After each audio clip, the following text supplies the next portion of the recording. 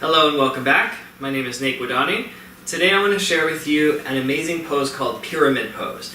And I want to show you how the balance bar can make this more accessible and safer. Okay, pyramid pose can be very stressful on the backs of the legs, the hamstrings, where a lot of us are very tight and it's easy to get injured. And also, a lot of pyramid pose requires loaded flexion, which is straining the lower back. So if you have back problems, this is going to be really helpful for you to help reduce the risk of injuring your back on pyramid pose. Okay, so how to do it? This is generally a good counter pose to a warrior one. So after doing a little lunge and back bend, moving into a pyramid pose is a nice counter. So let's start off with your feet. You want to have one foot in front. Let's do the right foot forward and the left foot back. And you want to it's not as long as a warrior one, so you want to be a little shorter. And the hips are more or less square, okay? So I'm going to show you several versions. The first way that you can use it is to lean into the balance bar into the opposite shoulder. So if your right foot is forward, the balance bar is in your left hand, right in front of the shoulder, and you're actually leaning it into your body. The hips are square, and then you just fold forward and you slowly kind of slide down the bar. The front leg is moving towards straight. It doesn't have to lock. It's okay to keep it bent, but you're moving it towards straight. It doesn't have to ever get there. And as you fold forward, you want to avoid the temptation of rounding your back and trying to jam your head down. Keep your spine long, okay? And little by little, once you find that point where your hamstrings feel a sufficient stretch, your spine is still in good alignment, you can just stop there. Alright, a couple tips for your feet. You can lift your arches, kind of sucking up the middle of your foot like a suction cup, and engage your front thigh a little bit, okay? Make sure that that's your kneecap's kind of lifted, your thigh is engaged. Just stay there and breathe a few times. Okay, and then when you're ready to come out, bend your front knee, and then rise up. Okay, and then switch, step forward, and the other side. So again, not too wide, it's not a huge lunge, not too short either. So just, a little bigger than like a natural step if you're walking. Place the balance bar in front of the other shoulder, and then you can slide down little by little. So what this does is it unloads your back. Because usually if you're doing it without it, you're going to be putting the pressure on your lower back. Having the balance bar in front of you and actually leaning your body weight into it, this will take the pressure off your back, gives you that third point of contact with the floor, so you can focus on your breathing and your alignment. Okay? Stay for a few breaths here. And when you're ready, you can come back up. Now, another way you can use the balance bar is to check that alignment. So often in pyramid, you or your students really have no idea what your back is doing, right? It's hard to tell, you can't see it. And if you don't have a mirror or something, it's hard to know. So the 3 points on your back that you can keep in relationship with each other is your sacrum, which is the bone in between your hips, the upper back, and the back of your head. So what you can do then, and this is interesting after doing without checking your alignment, you can really see the difference.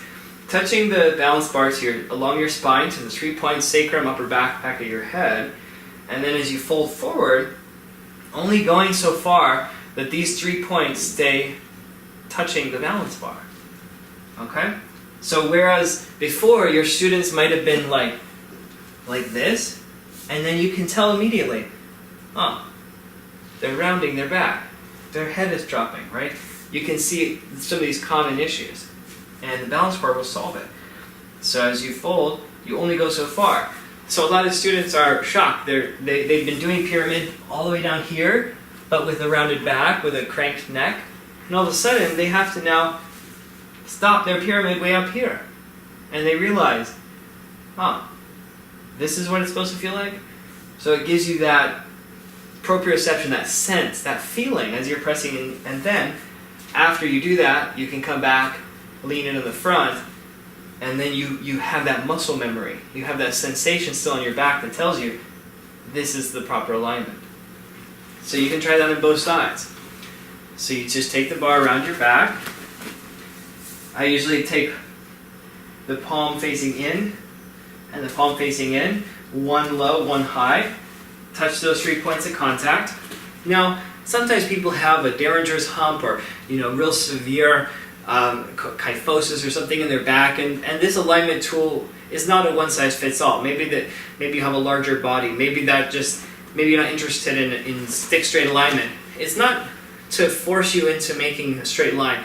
It's to give you feedback and to help you sense the relationship between these three sections of your spine: the lower, the middle, and the upper. So if your body is able to feel all 3 points connected when standing straight, then you'll probably be able to feel all 3 points connect when you're folding forward, because you're not changing the middle or the upper. And if you're folding from your hips, it won't come off.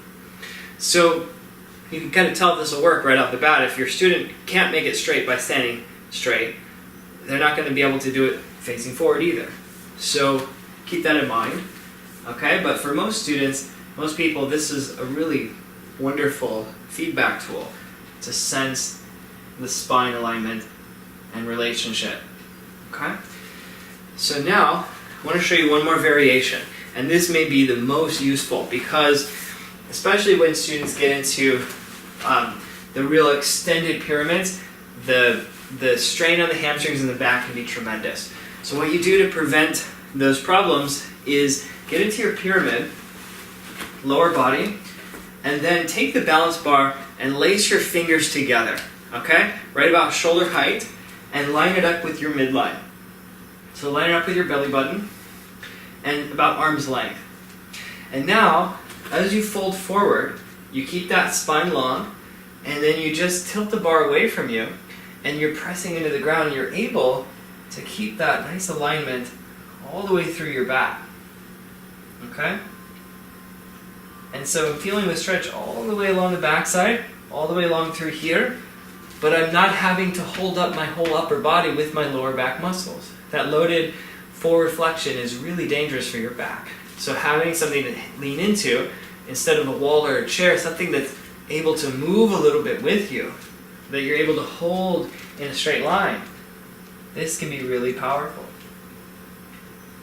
So this also can allow you to stay in the pose a lot longer and a lot safer.